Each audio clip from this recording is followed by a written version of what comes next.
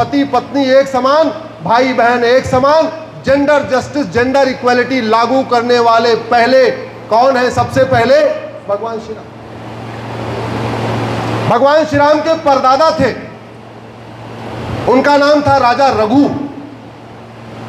अच्छा देखिए, हमारी शिक्षा व्यवस्था देखिए,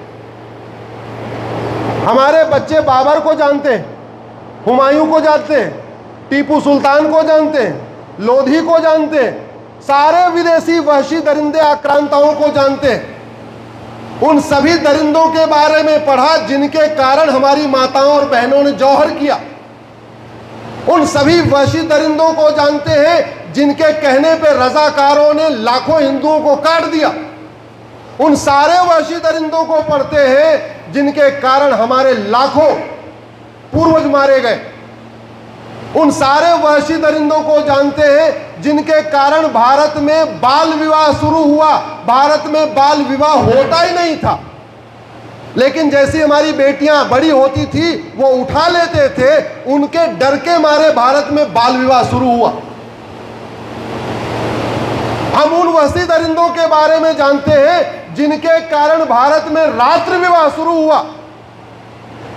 रात्रि विवाह महापाप है। रात्रि विवाह हमारा वेद नहीं कहता। रात सूर्यास्त के बाद कोई भी शुभ कार्य हमारे यहां नहीं अच्छा माना जाता, लेकिन चूंकि दिन में शादी होती थी, दिन में बेटियां विदा होती थी, वो वहशी दरिंदे उठवा लेते थे। इसलिए उनसे बचाने के लिए हमारे पूर्वजों ने रात्रि विवाह शुरू किया। आपके कर्नाटक में दिन में विवाह होता है, रात्रि में? दिन में होता है।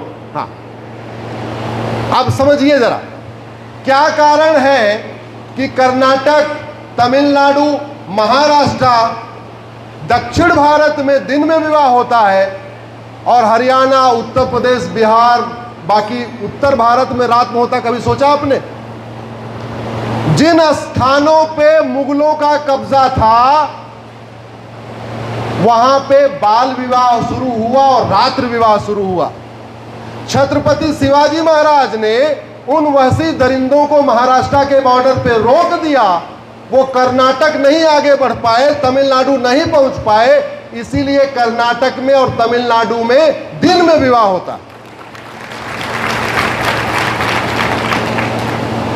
जिन वहशी दरिंदों के कारण हमारे देश में मठ मंदिर तोड़े गए, हम उनको पढ़ते हैं। जिन वहशी दरिंदों के कारण घर में विवाह शुरू हुआ। हमारे देश में घर में विवाह होता ही नहीं था। हमारे देश में सारे के सारे विवाह उस गांव के मंदिर में होते थे, लेकिन मंदिर सार्वजनिक स्थान था। मंदिर में विवाह करने से उनको पता चल जाता था। वो उनके आते थे, उनके जो रजाकार जमींदार, उनके घुड़सवार आके बेटियों को उठा लेते थे। इसलिए हमारे देश में घर के अंदर विवाह शुरू हुआ, नहीं उसके पहले मंदिर में विवाह होता था। तो ये बाल विवाह, रात्रि विवाह, घूंघट प्रथा, हमारे देश में घूंघट प्रथा नहीं थी। 12वीं शताब्दी के पहले मुझे कोई एक घटना बताइए जब भारत में बाल विवाह हो। 12वीं शताब्दी के पहले कोई एक घटना बताइए जब भारत में रात को विवाह हुआ हो। 12वीं शताब्दी के पहले कोई एक घटना बताइए जहां पे घर में विवाह हुआ हो। और 12वीं शताब्दी के पहले कोई एक घटना बताइए जहां घूंघट किसी ने रखा हो। अरे कोई पेंटिंग तो होगी, कोई फोटो तो होगी, कोई ऐसी कहानी तो होगी जहां घूंघट होगा। था ही नहीं। हम उन सारे वहशी दरिंदों के बारे में पढ़ते हैं। उन सारे वहशी दरिंदों के नाम पे सड़कें चल रही हैं, उन वहशी दरिंदों के नाम पे मोहल्ले हैं, उन वहशी दरिंदों के नाम पे जिले बने हुए, उन वहशी दरिंदों के नाम पे शहर बने हुए, उन वहशी दरिंदों के नाम पे तहसीलों का नाम है। लेकिन हमारे 24 जो जैन तीर्थंकर हैं उनके नाम पे कोई जिला नहीं है। हमारे 10 सिखों के गुरु हैं, उनके नाम पे जिले नहीं है। हमारे इतने देवी देवता हैं, उनके नाम पे नहीं है। हमारे इतने महापुरुष हैं, उनके नाम पे नहीं है। ये बदलना चाहिए कि नहीं? मैं बात बता रहा था भगवान श्री राम के परदादा रघु के बारे में। एक चौपाई है, रघुकुल रीति सदा चली आई, प्राण जाए पर, माताएं जोर से बोले, प्राण जाए पर। ये राजा रघु के बारे में प्रसिद्ध है। लेकिन राजा रघु ने एक और पॉलिसी लागू किया था जिसको लोग जानते नहीं। भगवान श्री राम का राज्य कहां तक था? ये जो वर्तमान एशिया है ये भगवान राम का राज्य था, यानी भारत, पाकिस्तान, अफगानिस्तान, बांग्लादेश, म्यांमार, नेपाल, भूटान, आगे बढ़िए Malaysia, Indonesia, Kazakhstan, Kyrgyzstan, Azerbaijan, ये सारे क्या होते थे? बाली, ये सब क्या थे? ये भगवान राम का भारत था। राजा रघु ने पॉलिसी लागू किया कि अब सबके लिए कॉमन एजुकेशन सिस्टम होगा। उसके पहले 4 वर्ण थे, जाति तो थी नहीं, 4 वर्ण होते थे और चारों वर्ण बड़े फ्लेक्सिबल थे। बच्चा ब्राह्मण के घर में पैदा हुआ, काम किया छत्री का तो छत्री कहलाया। बच्चा छत्री के घर में पैदा हुआ, काम उसने बिजनेस व्यापार किया तो वैश्य कहलाया। बच्चा वैश्य के घर में पैदा हुआ, उसने काम किया ब्राह्मण वाला तो ब्राह्मण कहलाया। ऐसे हजारों एग्जाम्पल है जहां पे 2 भाई में एक ब्राह्मण कहलाया, एक छत्री कहलाया, 2 भाई में एक वैश्य कहलाया, एक ब्राह्मण कहलाया। ऐसे असंख्य एग्जाम्पल है। राजा रघु ने पॉलिसी लागू किया कि अब भारत में यूनिफॉर्म एजुकेशन सिस्टम चलेगा। पहले 4 अलग अलग कैटेगरी के गुरुकुल होते थे, ब्राह्मण के अलग गुरुकुल, वैश्य के अलग गुरुकुल, क्षत्रियों के अलग गुरुकुल और दलित, हमारे जो दलित भाइयों के अलग गुरुकुल। बोले ना, अब ये सिस्टम नहीं चलेगा। अब मंत्री और संतरी का बच्चा एक साथ बैठ के एक गुरुकुल में पढ़ेगा। और उस पॉलिसी का प्रभाव हुआ, राजा दशरथ राजकुमार, क्षत्रिय परिवार, क्षत्रिय के घर के, और जो उनके महामंत्री थे सुमंत, वो कौन थे? मल्लाह, नाविक, बोटमैन। वर्ण अलग, एक गरीब एक अमीर, एक राजकुमार एक मल्लाह का लड़का, लेकिन एक साथ एक गुरुकुल में पढ़े।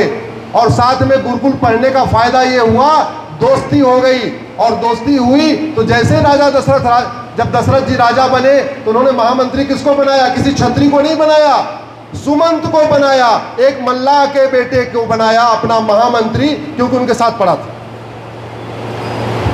भारत में अगर सामाजिक समरसता को बढ़ाना है, धर्मांतरण रोकना है, छुआछूत खत्म करना है, जातिवाद, भाषावाद, क्षेत्रवाद खत्म करना है, अगड़े पिछड़े का बोझ खत्म करना है, मिशनरियों का जो स्कूलों में पूरी इनकी मोनोपोली बनी, उस मोनोपोली को तोड़ना है, मांटेसरी स्कूलों की मोनोपोली को तोड़ना है, तो भारत में 1 nation 1 education board, 1 nation 1 syllabus, 1 nation 1 curriculum लागू करना पड़ेगा। जिस दिन भारत में मंत्री का बेटा और संतरी का बेटा एक साथ एक स्कूल में पढ़ेगा, जिस दिन भारत में कलेक्टर का बेटा और क्लर्क का बेटा एक साथ एक स्कूल में पढ़ेगा, जिस दिन भारत में कांस्टेबल का बेटा और कप्तान का बेटा एक साथ एक स्कूल में पढ़ेगा, जिस दिन भारत में फैक्ट्री के मालिक का बेटा और मजदूर का बेटा एक साथ एक स्कूल में एक साथ बैठ के पढ़ेगा, फिर सनातन को कोई कमजोर नहीं कर पाएगा, फिर हिंदुओं को आपस में कोई तोड़ नहीं पाएगा, फिर सनातन मजबूत होगा। इसीलिए हमने PIL फाइल किया है कि 65 तरीके के एजुकेशन बोर्ड बंद किए जाएं। भारत में 1 नेशन 1 एजुकेशन बोर्ड हो, 1 नेशन 1 सिलेबस हो, 1 नेशन 1 करिकुलम हो। अगर एक रेलवे बोर्ड से पूरे देश की ट्रेन चल सकती है तो एक एजुकेशन बोर्ड से पूरे देश के स्कूल नहीं चल सकते। क्या? जोर से बोलिए जरा।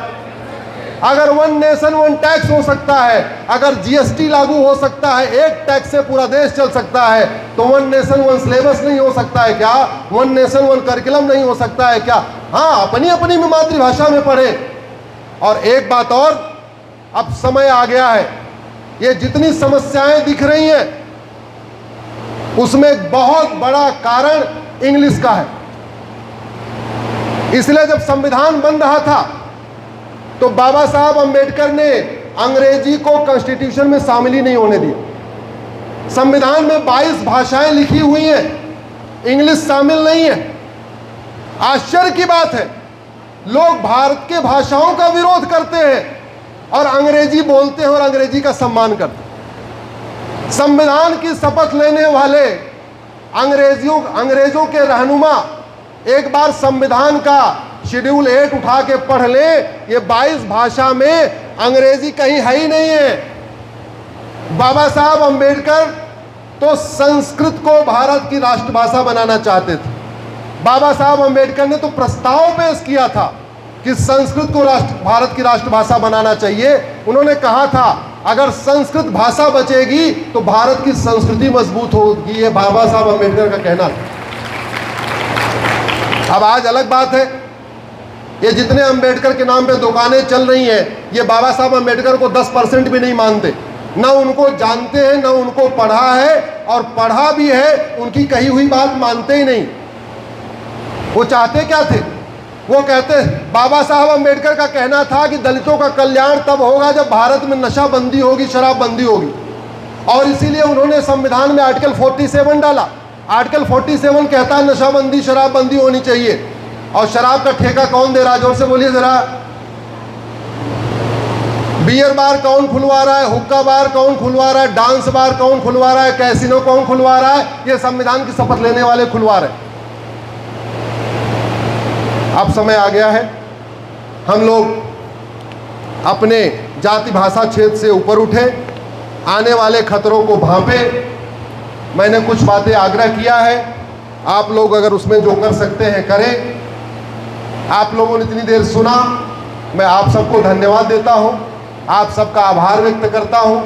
यहां बुलाने के लिए महाराज जी आपको विशेष रूप से धन्यवाद देता हूं। मैं दोनों माननीय विधायक जन को प्रणाम करता हूं, धन्यवाद देता हूं, आप लोगों ने इतनी देर मुझे सुना।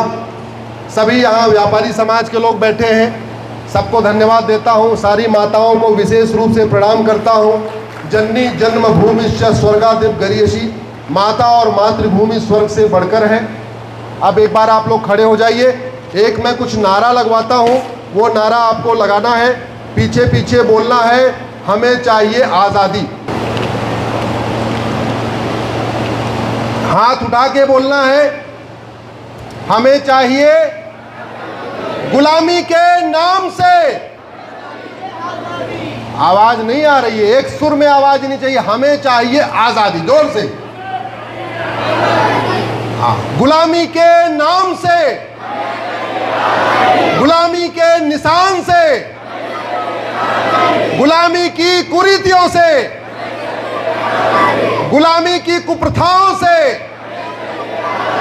गुलामी की शिक्षा व्यवस्था से, गुलामी के झूठे इतिहास से, गुलामी की पुलिस व्यवस्था से, गुलामी की प्रशासनिक व्यवस्था से, गुलामी की न्यायिक व्यवस्था से, गुलामी की टैक्स व्यवस्था से, गुलामी के संस्कार से, गुलामी के नियम कानून से, घूसखोरी कमीशन खोरी से, नशा तस्करी मानव तस्करी से, माओवाद और नक्सलवाद से, अलगाववाद आतंकवाद से, लब जिहाद लैंड जिहाद से, ड्रग्स जिहाद पॉर्न जिहाद से, जिहादियों और मिशनरियों से, रोहिंग्या बांग्लादेशी घुसपैठियों से, मजहबी नियम कानूनों से, मजहबी बोर्ड और ट्रिब्यूनल से, मजहबी आयोग और मंत्रालय से, मजहबी लोन और वजीफा से। और बोलिए, एक देश एक विधान मांग रहा है हिंदुस्तान। एक देश एक विधान, एक देश एक विधान, एक देश एक विधान।